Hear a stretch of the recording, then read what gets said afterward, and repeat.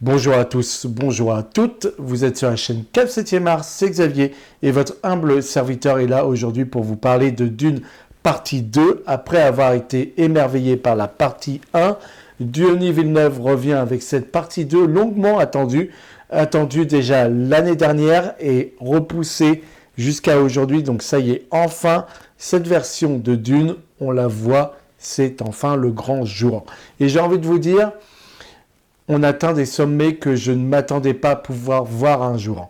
On atteint ce qu'on avait eu avec le Seigneur des Anneaux, avec le Retour du Roi, et cette majesté, cette maîtrise, cette maestria dans la mise en scène, dans tout ce qu'on doit voir à l'image, et puis dans ces personnages, dans cet univers qui est palpable.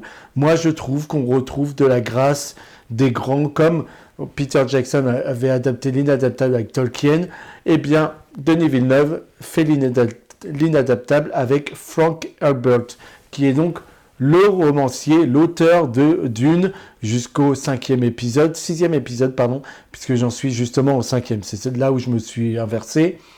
On a donc Dune, on a le Messie de Dune, on a ensuite les enfants de Dune, l'Empereur Dieu, les hérétiques de Dune, et le 6e opus, je ne sais plus le nom qu'il a. J'ai pas les livres à côté de moi, donc je ne peux pas vous dire. Mais en tout cas, voilà, moi j'en suis aux hérétiques de Dune. J'adore cet univers qui va de plus en plus loin dans sa complexité, plus on avance dans cet univers. Et on peut dire que Denis Villeneuve a vraiment réussi un coup de maître. C'est là qu'on comprend réellement pourquoi il y avait deux parties, pourquoi il y avait un côté plus contemplatif à la première et une vraie baston pour le deuxième film. Et là où beaucoup de monde m'attaque souvent quand j'attaque Marvel en me disant oui mais ton film il se passe rien dans Dune, eh bien là ils ont toutes leurs contradictions qui sont amenées avec cette deuxième partie qui vous montre pourquoi on a fait ce film en deux étapes. Il fallait qu'on montre un personnage qui passait de l'enfance, de l'adolescent à l'adulte. Et je trouve que dans ce film-là, moi je trouvais exagérer les propos de Denis Villeneuve. Je me disais, oui, bon, c'est ce qu'il dit pour vendre son film. Il disait que Timothée Chalamet avait pris en âge et en poids sur ce deuxième film et qu'il devenait vraiment un chef crédible. Et c'est vrai qu'il était un peu gringalet dans le premier film, un peu faiblard. Ici, dans le deuxième film, il a pris du muscle et c'est vrai que prendre un tout petit peu plus d'âge lui permet aujourd'hui d'être un grand chef et à l'image, il n'y a même plus aucune excuse et il n'y a même plus aucun doute. Il est le grand chef que les Fremen attendaient depuis des décennies, voire des millénaires. Et voilà, c'est magnifique à voir à l'image. On a donc au casting Javier Bardem, on a Timothée Chalamet, on a Zendaya, on a le retour de Josh Brolin, nous avons Rebecca Ferguson, nous avons Stellan Skarsgård, Florence Pugh, nous avons également des gens comme Austin Butler qui joue Fede Rota, donc un Harkonnen, le neveu Harkonnen. Et puis nous avons Dave Bautista qui joue lui Raban, pardon. Donc un Harkonnen également. Voilà, c'est un immense casting. Je suis sûr que j'ai oublié quelqu'un et j'en ai pas envie tellement ils sont tous très bons. Alors la première partie, moi je ne l'ai jamais trouvée lente. Comparé à plein de monde qui m'avait dit ton film il est ennuyant à mourir, je trouvais qu'il y avait tellement de choses à raconter et j'avais lu le bouquin, donc j'étais là pour contester de tout ce qu'avait amené Denis Villeneuve et de tout le chemin qu'il y avait encore à parcourir. Donc je comprenais pourquoi il coupait là. La seule chose qui m'avait un petit peu déçu sur le premier film, c'est peut-être la relation avec le duc Leto et Jessica, qui était moins développée que dans les livres, moins complexe. Et puis quand ils arrivent sur Arrakis, dans le livre, il y a beaucoup de familles, beaucoup de gens qui sont déjà installés de la guilde, etc., qui viennent les voir. Ils ont des grands banquets où ils doivent prouver que c'est eux les chefs maintenant sur place, parce qu'il y a des gens qui se sont fait de l'argent ici et qui ne comptent vraiment pas leur laisser un quart de leur richesse, de la richesse de cette planète. Donc voilà, il y avait beaucoup de choses qui étaient amenées, des banquets au début quand ils arrivent sur Arrakis, qui ont été supprimés par Denis Villeneuve. Ça, je trouvais ça un petit peu dommage, parce que j'adore la relation Leto et Dame Jessica. Je la trouve sublime.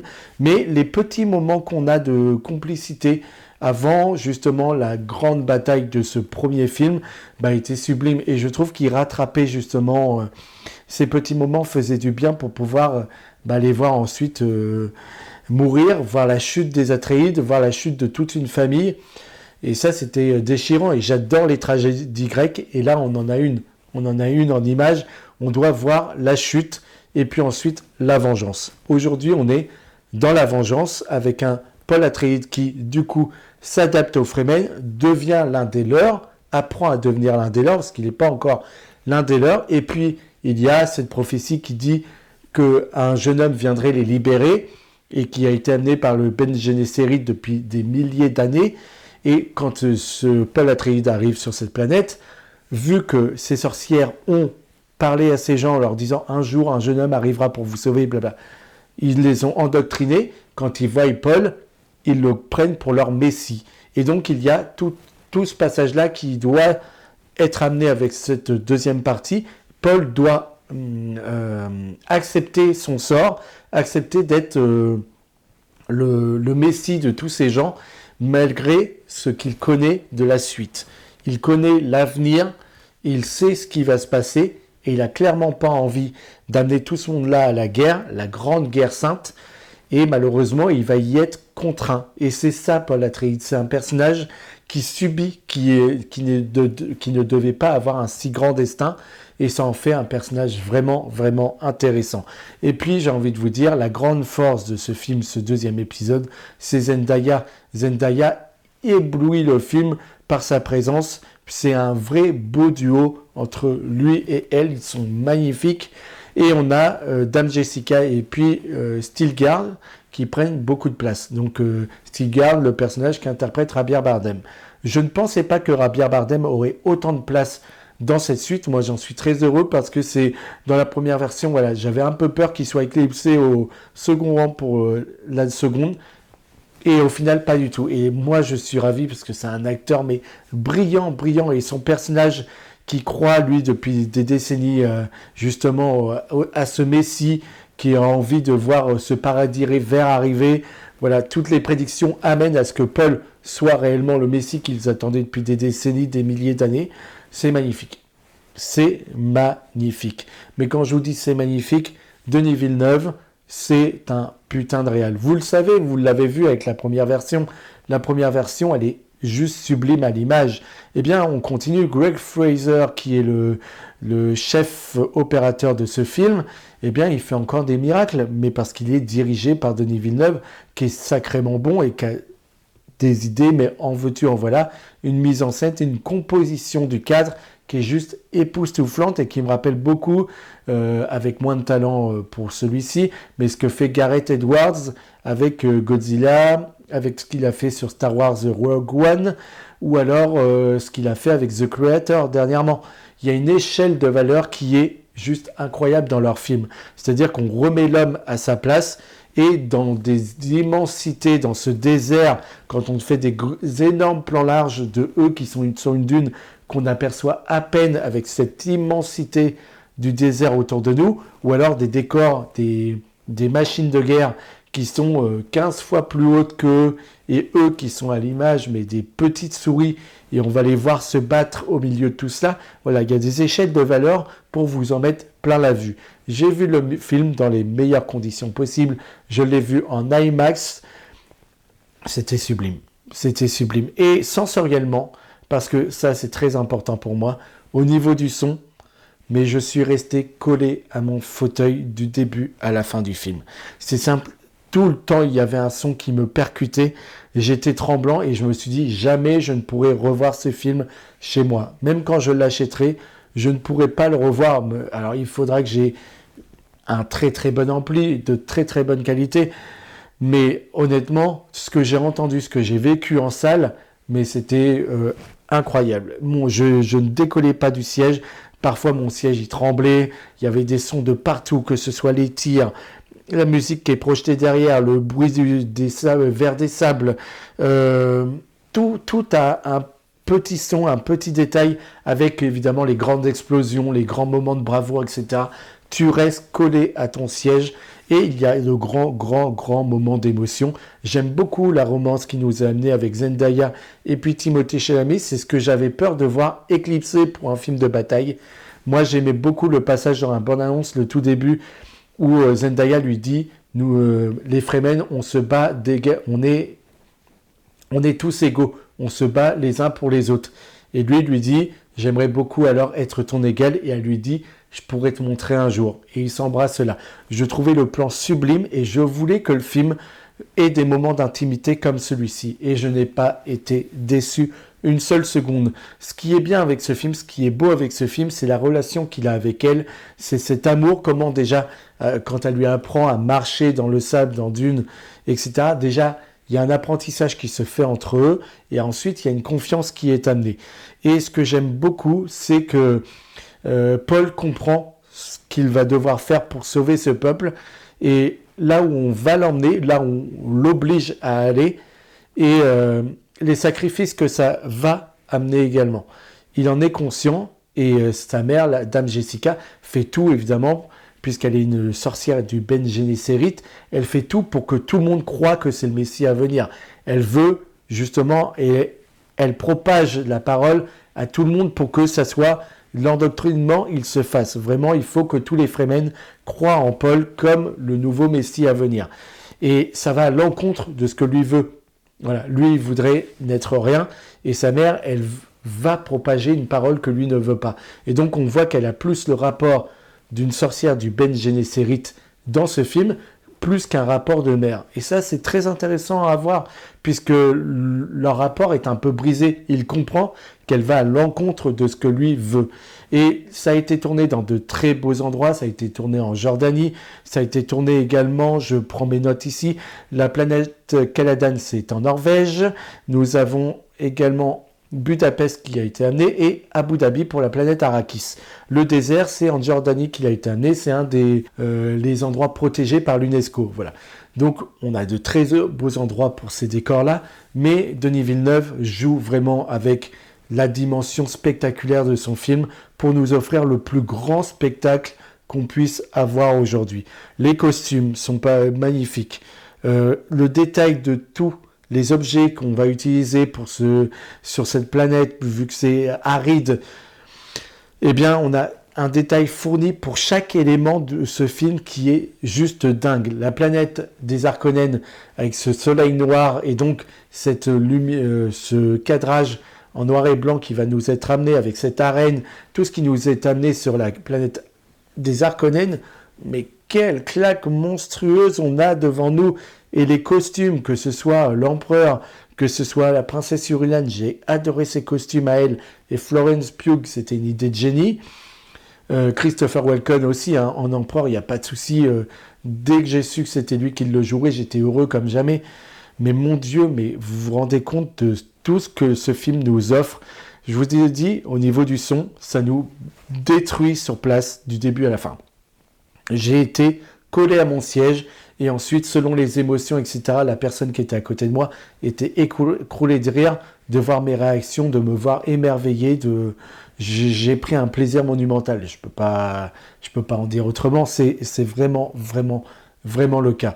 Et donc, on a cette dimension, cette mise en scène qui nous est amenée, qui est le gigantesque, le gigantisme, l'époustouflant, une majesté absolue dans tout ce qu'il amène, avec vraiment la lenteur du désert, ce respect à ce décor, et donc ça fait qu'on croit en cette planète, elle est organique, elle est palpable, on croit à ceux qui y vivent, les Fremen, leurs habitudes, leurs traditions, la religion qui est amenée également dans ce film, qui va vraiment nous montrer la religion et la politique, ces deux films qui vont traiter de cela, et avec toutes les visions, le prophète, etc., tout ce qui nous a amené, voilà. C'est vraiment des religions, beaucoup qui sont amenées du Moyen-Orient, et qu'a réutilisé Frank Herbert, c'est ce que je retrouvais dans les livres, clairement. Là où je suis, je vous ai dit, les costumes, je les ai trouvés sublimes. Qu'est-ce que je peux vous dire qu'il y a ? Simplement, comment il filme le désert. Il le filme à plusieurs heures de la journée, et donc le désert peut devenir inquiétant ou pas selon les moments où il le filme. Des fois, il va être très blanc, très déstabilisant, et puis des fois, on va avoir un beau coucher de soleil avec eux deux qui vont s'embrasser et tout. C'est vraiment magnifique. Et les combats, on peut parler de la générosité du son, on peut parler clairement de la générosité des combats qui nous sont amenés là.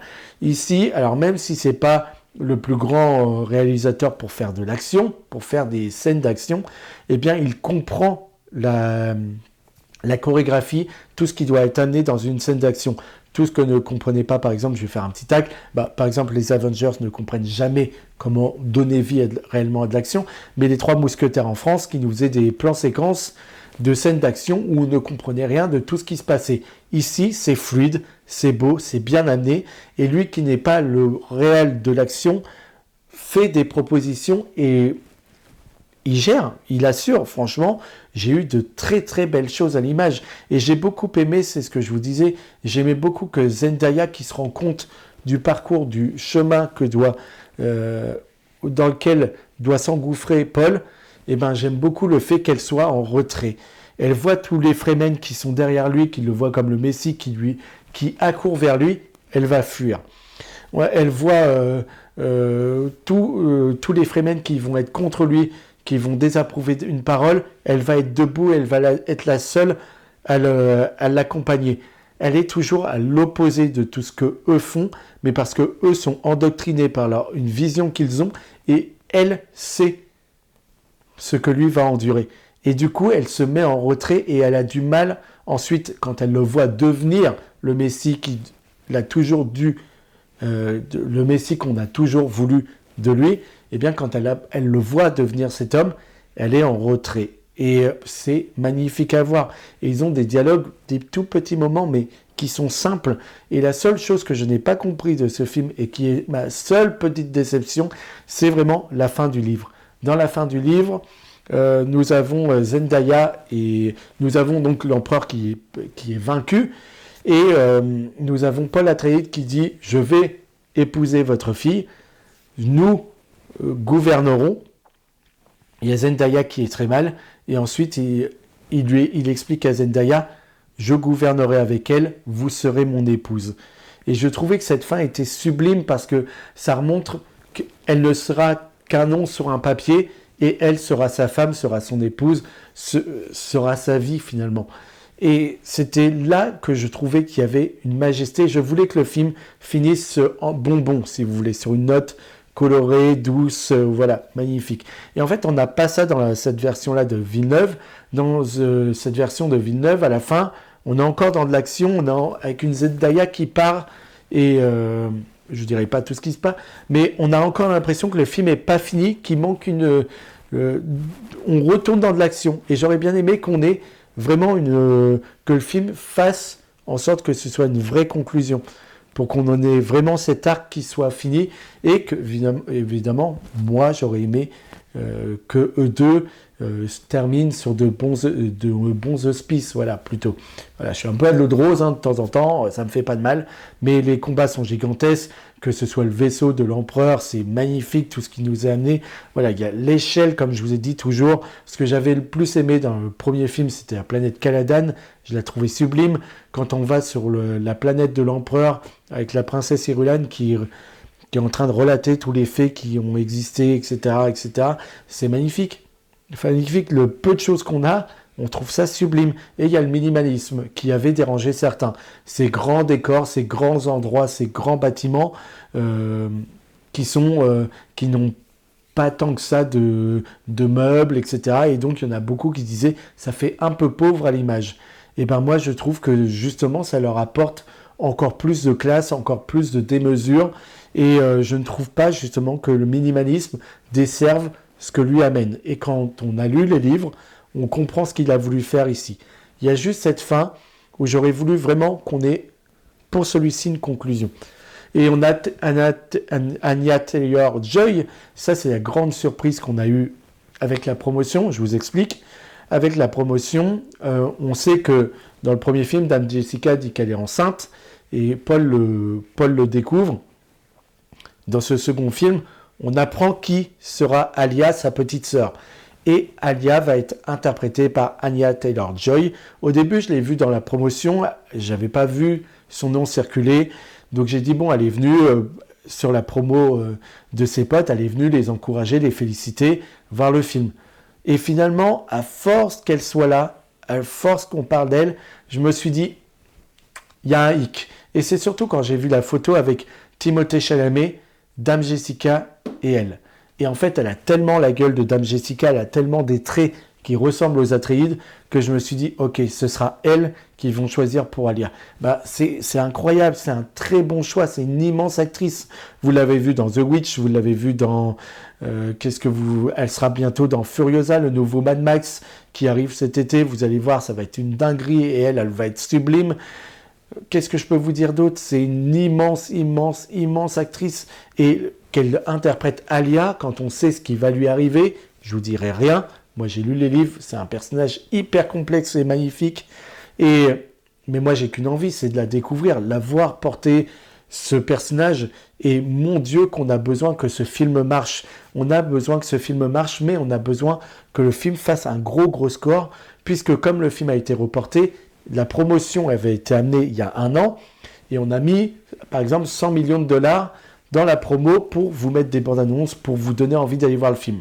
Finalement, le film a été décalé. On a remis 100 millions de dollars ici.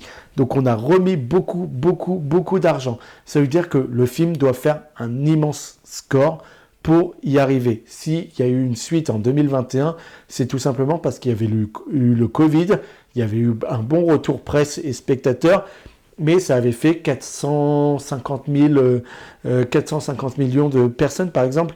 C'est pas des scores comme peuvent atteindre les Avengers ou autres. C'est pas des 800 millions, c'est pas des 1 milliard, etc.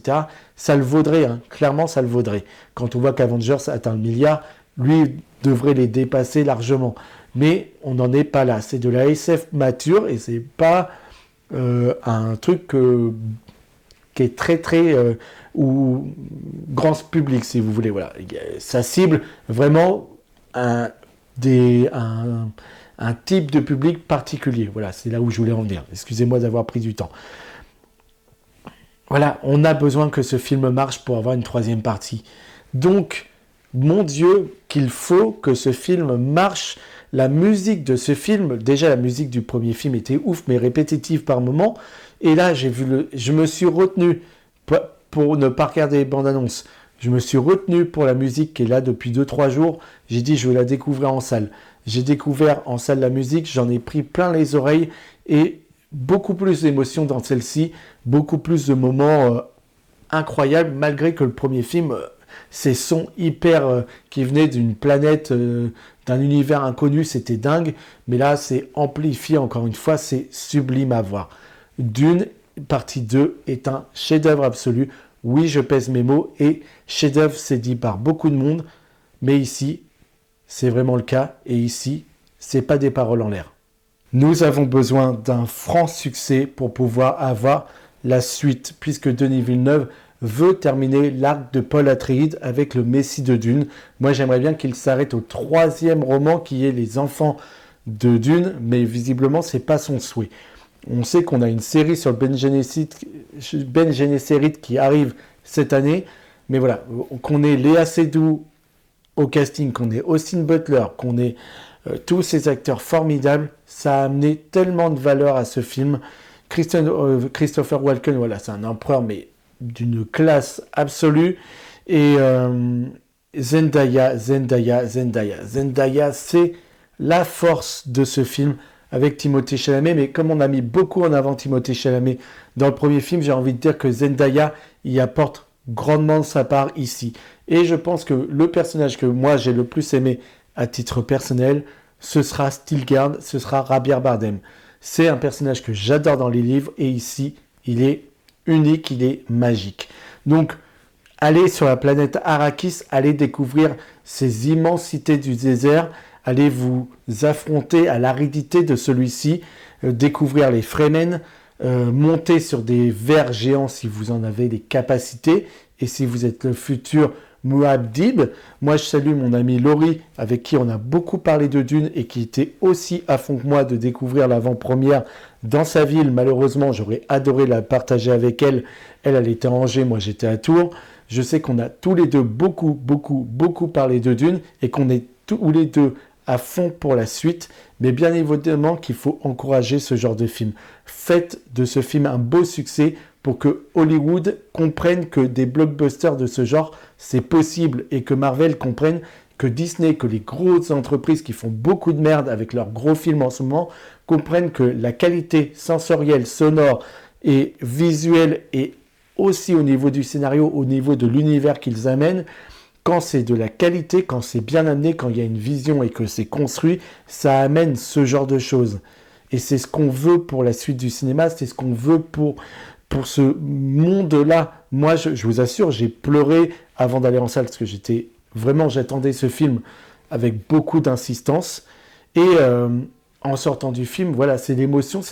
J'ai vu tellement de choses belles, c'est tellement un univers qui me parle. J'aime tellement le cinéma que voir ça arriver à l'écran, mais j'ai dit merde, mais merci Denis Villeneuve, merci. J'aimerais tellement pouvoir lui parler, lui envoyer un message et tout, je sais qu'il ne répondrait pas, mais si un jour il voit cette vidéo, ce qui est peu probable, on ne va pas se mentir, mais voilà, ce sera un merci du cœur, et voilà, merci d'avoir adapté Dune. L'impensable a été fait avec ce film. Vous pouvez commenter, liker, partager cette vidéo, vous abonner à ma chaîne. On parlera bientôt donc du futur de Dune. On verra en fonction des résultats ce que donnera le film. Est-ce qu'on pourra avoir la possibilité d'une suite? Je vous dis, on croise les doigts les amis et allez voir ce chef-d'œuvre. Ne boutez pas ce film. Je pense que je vais y aller le plus de fois possible. J'aurai jamais la possibilité de entendre ce que j'ai entendu. Donc il va falloir que je me le voie des tas de fois pour que ensuite c'est pas grave. Je l'aurai assez vu dans ma vie et je pourrai le laisser aux autres. Mais en attendant, allez en salle. Moi je vais motiver le plus de personnes possible en ce moment pour y aller. Je vais recruter tous mes amis. On va tous y aller en cœur. Découvrez Dune, partie 2, ce chef-d'œuvre signé Denis Villeneuve. Denis Villeneuve, pour faire court, c'est Prisoners, c'est Blade Runner 2049, c'est Sicario, c'est Enemy. Et c'est des films tels que Incendie. Voilà. Découvrez son univers, découvrez tout ce qu'il est capable de faire. Ses premiers contacts, encore un film de SF. Moi, je vous laisse là-dessus, les amis. J'ai tellement à dire que je pourrais encore en parler des heures. Merci de m'avoir écouté. Portez-vous bien et allez en salle.